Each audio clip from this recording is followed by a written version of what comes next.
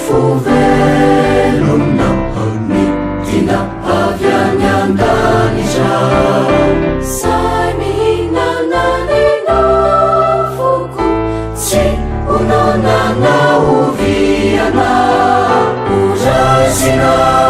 ny vatanao Jesosy sotroilay ny ranao amelona ny tenanay anoizanay ny sizay natombokao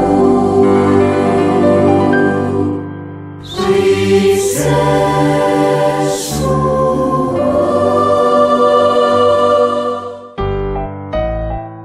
sa milinana ny nofoko ovelona mandraky zay say nisopotro ny rako ovelona mandraky zay orazina ny vatanao Jesosy sotroilay ny ranao amelona ny tenanay anoizanay nia sizay natombokao Jesu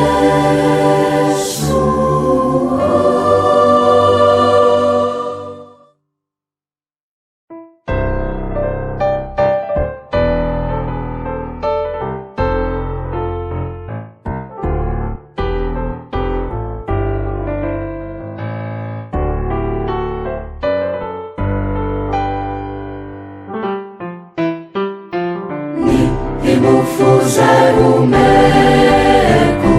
de ny tenako tontolo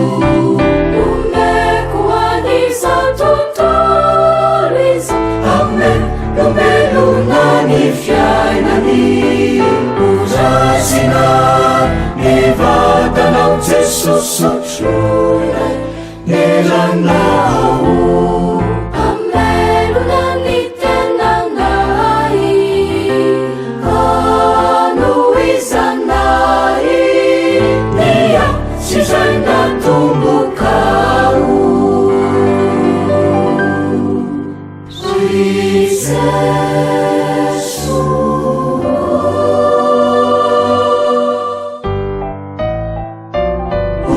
overivali soa reo zay tsy mandray ny nofoko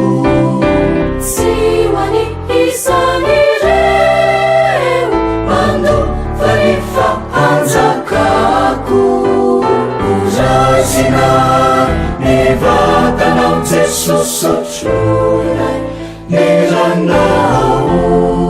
amelona ny tenanay anoizanay nia sizay natombokao orazina ny vatanao Jesosy sotroilay ny ranao